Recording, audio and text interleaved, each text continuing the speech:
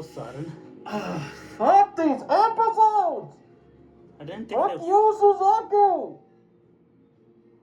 they weren't that bad. You know what I mean. I know. Okay. It's not even that the episodes were bad. They're fine. My problem is how you treat the characters in this show, how this show doesn't know how to use its characters right. It doesn't give me any reason to care about C2. Yep. And other stuff like that, because let's just get on with it. So, the first episode is basically Lelouch massacres a lab full of Nazis. Okay, so this is one of those moments where I can fully admit this is way too emotional for Lelouch. I get why. And I also know why he's going after Rollo from here on in, because he wants the fucker dead for what he did to Shirley. Yeah. Especially since Rollo pretty much openly lied to Lelouch on this. On his face. Yeah, so fuck you, first off.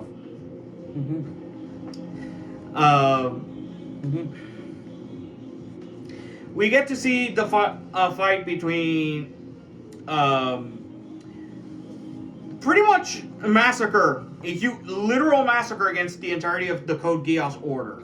A.K.A. Which, Nazis. was being built up quite a bit, only for it to be taken down like that. This show doesn't know how to present its threats right.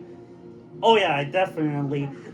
In fact, they should have saved that for the end, instead of Schneisel. Yeah, actually make them into a viable force that could have actually been, genuinely threatening like this.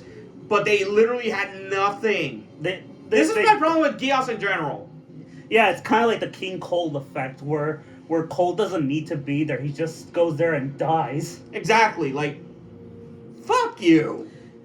See, this already kind of ruins the episode for me, because just going with this mental thought process of how this show uses its characters, these episodes have used their characters, their villains, and stuff like that, kind of makes it lose a lot of points for me. Yeah, honestly, the escalation should have been from Clovis, Cornelia, Schneisel, the Emperor, and the then V2. Yeah, then V2. Instead, we get the reverse for some reason. Yeah. No, we don't even get that. We did get at least the Clovis and Cornelia one right. The problem is just the last three. Yeah.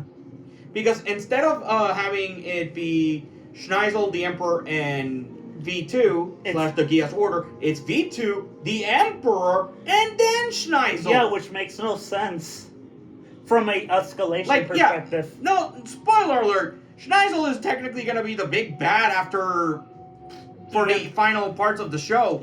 Even though narratively, he's just a small fish in a big pond. Exactly. There's a lot of stuff that's happening in these 3 episodes alone. First off, we get one of the worst moments in the show's history involving Suzaku and Colin. He attempts to drug her. Using Refrain, the thing that pretty much turned her mother into a brain-dead idiot who's now going to be in jail for 20 years. I was going to say a human vegetable, like Camille. You know what I mean? Yeah. Oh boy. So yeah, he attempts to drug her, but he stops at the last minute because it doesn't matter if he stops at the last second. It's still, it's still bad. It's still if you're attempting bad. to basically he's a living hypocrite. He's a living hypocrite. At least Colin beats the shit out of him, which good. Yeah, in the 3rd episode. Yeah. And even then, I'd argue, too little, too late. It's still hypocrisy. Yeah. Even if he does sit down and accept it, he's still a hypocrite. Yeah.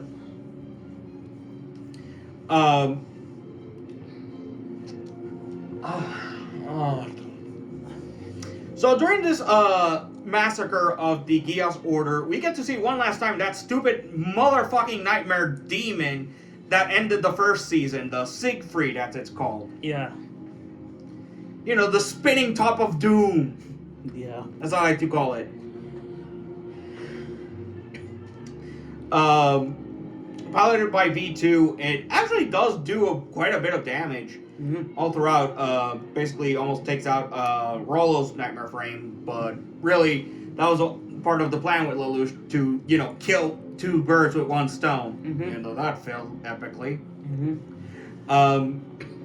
V2 dies eventually, but not even by Lelouch's plan or even Rolo's. He dies because of his brother. He died via Charles. Yeah. And guess what? We get to see a bit of the backstory, which kind of spoils the fact that C2 and Marianne knew each other, which kind of makes it so that the entire time of the show, C2 is basically betraying Lelouch, and anyone who still believes that they should end up as a couple at that point doesn't know what they're saying. Yeah. Because she's basically lying to Lelouch every step of the way. She's a manipulator, yeah. Exactly. This is also the last time I'm going to mention C2, period. Because no matter what happens, I'm going to ignore anything that involves her. Yeah, we get a bit of her backstory. Which, in my opinion, too little, too late. I mean, I didn't mind it. It was No, well I executed. don't mind the backstory.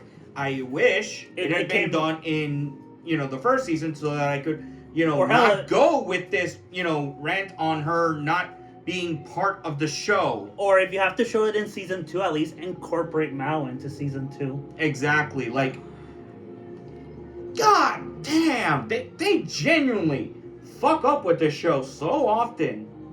Like, it's not bad. It's just, like you said, for you it was too little, too late. Ow! Mancha! He bit my thigh. Mancha! No biting! Come here. Mancha, here. Come here, you. Ladies and gentlemen, Mancha. Yep, the dog that bit me last week, but in a playful way. So yeah, we get her backstory, and it's really well done. But in your opinion, It's too little, too late. It didn't feel earned. If I didn't care about the character at all during season 1, which by the way, these episodes should have been part of. Specifically, this should have been what replaced the Mao arc. Mm-hmm. I would have preferred it. Sorry, Mancha. Like, I understand them not feeling earned. It's to me, not earned. It's not earned. Yeah, I kind of disagree. And even then, the aftermath of that particular episode just ends up destroying C2 and turning her back into her pre-Gios days. AKA a different character entirely. AKA a child. No, a slave. Yeah. Like, that's the entire point. She was a slave. Yeah. Her Gios, which is finally revealed during these episodes, which is, that makes it so that anyone falls in love with her. Mm-hmm. Yeah, you can see how that one backfired. Yeah. And I also have to rectify a point in the Gios evolution stage and how it goes. Because thanks to Charles, ironically enough, getting V2's code, he basically loses his Gios. He's immortal, yeah, but he can't use Gios anymore. Yeah. Oh. You sit down. Oh, whoa. No biting. I think we should biting. let him. Should we put him outside for a bit? Yeah. Mancha, out. Oh. Out. Get out. Yeah. At least until the video's finished. Stay out. Anyway, as I was saying. Yeah, like you said, it at least it didn't feel earned for you. Like, it didn't feel earned. It doesn't feel earned. It shouldn't have been earned at all. This is just, trying to make you feel sorry for her, but it fails because by this point, it doesn't matter what her past was. Enough time has passed that shouldn't affect her anymore. Can I be honest? It worked for me slightly, but I can kind of agree with you. Yeah, like you still see what I mean, right? Yeah, I see what you mean. Like, it's a bit for as much as you feel like it did affect you, you also have to acknowledge it's too little, too late. Yeah, like this would have had a much bigger impact if it was during season 1. Yeah, like I said, it worked for me, but but to an extent, it wasn't earned. Yeah. Like, And let's get to episode 41, aka the. Oh, wait. Oh, fuck. I forgot. No, we're tackling these two episodes at the same time, first off, before we tackle the third one. Yeah. Because they do play into each other. Yeah. We also get Cornelia being kidnapped by Jeremiah. That's not really, That's not. Yeah. That plays into the next couple of episodes. Yeah. We get to see Sayako confront Ogi and Valletta. Which, speaking of which, what the hell happened to her? Spoilers. And let's just say you are going to hate a certain blonde-haired cameraman. Oh, that. Wait, you mean the Oh, that guy. Yeah, so my problem with this is with these two episodes, it works fine, but my major problem with these two episodes is that it takes up the Gias order way too early. Way too early. It should have been done like a bit later. Even though it is satisfying just seeing... Yeah, like they're too easy to be taken out that way. Even though it was satisfying just Lelouch killing a bunch of Nazis. Yeah. But this will backfire into him later due to, the eventual betrayal. Yeah. Understandable why, but, Mm-hmm. Yeah. Actually, not even understandable then, because once that point comes out, that actually makes more sense. Yeah.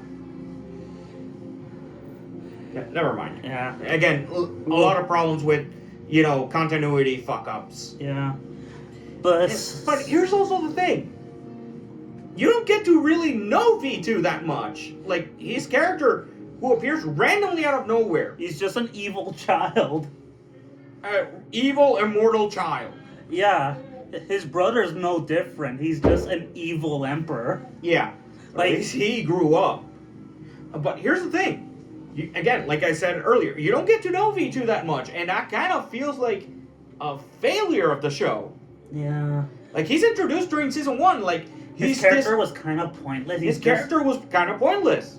Like, he only exists to exposit about Gias and to just die. Yeah. And this was my problem. If Gias wasn't a thing, I actually know how you could have fixed a lot of the problems, including the assassination of, Marianne. Mm-hmm. But we'll get to that. Because we actually didn't get introduced to the person who could have done it during the meetings of some of the members of the Knights of the Round. Mm-hmm. At least the ones that seem to have some character. Yeah. Then we get to episode 41, where basically the United Federation of Nations is formed. A.k.a. a pre-Earth Federation. Yeah, we made that joke. It fits way too well. Yeah. And it would explain the new types with Gias. Yeah. Like a sort of reawakening of the Gias system, but not completely. Yeah. Show of hands, who thinks Code Geass takes place in the same universe as Gundam? Leave it in the comments. Hey, we made the joke. It fits eerily well. Yep. We also see Nonali struggling to being a Viceroy. A Viceroy, we also get to see a unique little thing about Nonali. So, because of her lack of sight, her senses are enhanced, including her sense of touch, and she can tell when people are lying to her. Pretty much via their heartbeat. Yeah. And thank you, Daredevil, for making me remember that shit. Oh my god, Nonali is Daredevil. Run! At least he's not Ben Affleck's Daredevil. We also get a bit off into one of the knights, Anya. Mm-hmm. Mostly on the fact that she can't remember anything for the last 9 years of her life. Wow. Mostly because every now and then she would black out and then just come back in. Spoiler alert, she's being possessed by Marianne. What? We'll get to it. No, you can say it now. What? Now. Because I do not care at this point. I do not care for spoilers at this point because it's going to come up very quickly. Yeah, but yeah, especially since C2 and Marianne together, you can already infer that she did give Marianne a Gias. Yeah. Anyway, like, Nani can tell when the orange-haired glasses bitch is lying. Yeah. And that she's just being a racist. Yeah. Like, she attempts to touch Suzaku, but Suzaku's like, no. No. Even then, that's enough for her to tell, yeah, you're lying to my fucking face. Yeah. Which, good! Someone needs to tell this guy's being a fucking asshole. Yeah. Like, wow! This leads to one of the best beatdowns in all of anime. From Colin post the attempted drug attempt. Mm-hmm. And even then, he takes it like a bitch. Yeah. But even then, I do not care for him. I do not care for Suzaku at this point. He already passed the moral horizon. Yeah. Like, I mean, it was still satisfying. But by that point, he already passed it. Yeah. He already passed it. He already went into straight the worst character in the show. I hope the end. And then we get the... Oh yeah, one more thing. The Flaja. The thing that Schneizel was testing with, the nuke. The nuke. Yeah, let's call it what it is. It's a nuclear missile. Yeah. One more thing before we move on to that. I'm just gonna say it. This is a joke. Suzaku's the sub, Colin's the dom. We'll get to that. Anyway. Yeah, basically Nina becomes straight up Oppenheimer. Yeah, so fuck her last name of Einstein, she's just straight up Oppenheimer. Nina Oh my god, it fits so well. Why did they choose Einstein? I don't know. Were they afraid to get sued by Oppenheimer's family? Probably. Wouldn't be surprising. I mean, it could have been karma considering they were the ones who. You know what I mean? Yeah, whatever. Anyway, So basically at that point, they upgrade the Lancelot so that it now is able to shoot a nuclear missile. And Lloyd points out that, hey, you might kill my pilot. Are you racist? I'm like, you're bad when Lloyd is the voice of reason. Yeah, but here's also the thing. Yeah. They also gave a nuclear missile to the guy whose Gias order is basically, I can't die.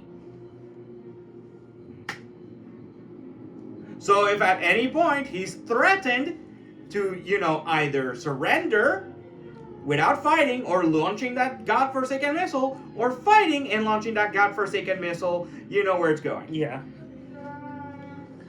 Like, you can see the countdown starting. Yeah.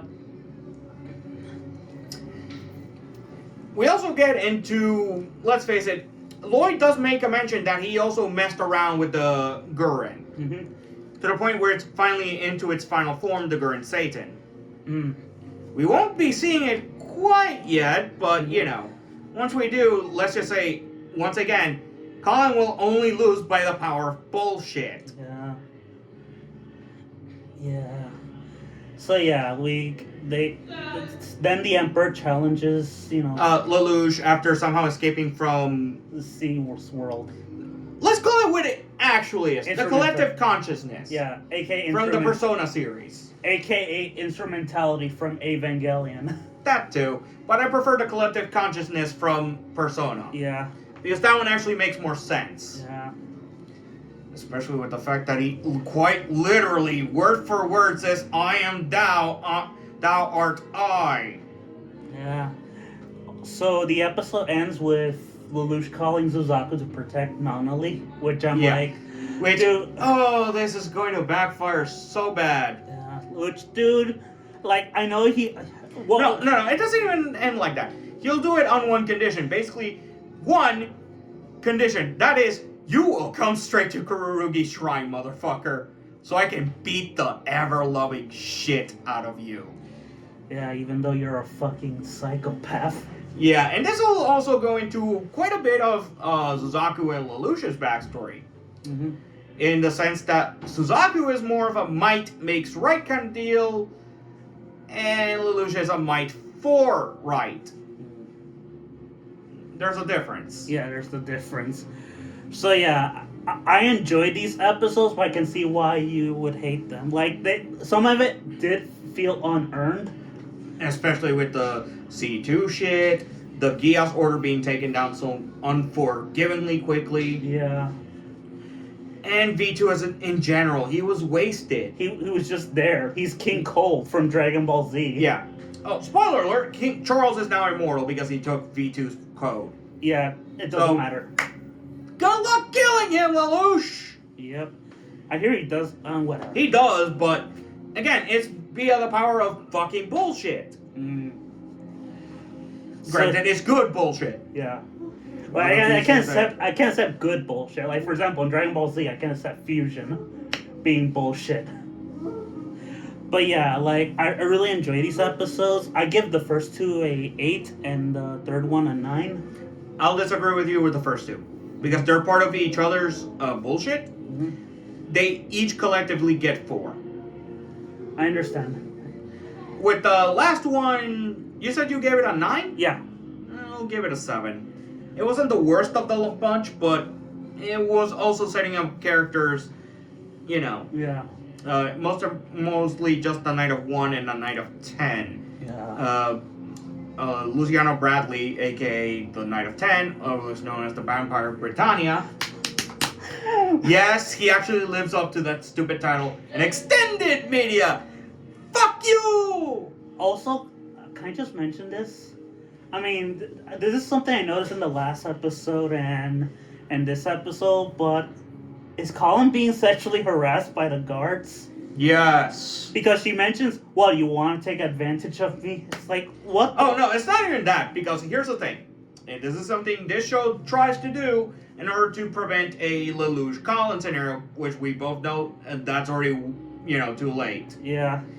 So, who do you think Colin would end up with if it wasn't Lelouch? No one. Please. Oh, thank God.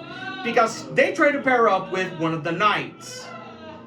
No, I don't see it. No, you're not even going to ask which one, are you? Yeah, if I had to guess, Blondie. Correct. No, I don't buy it. Thank you.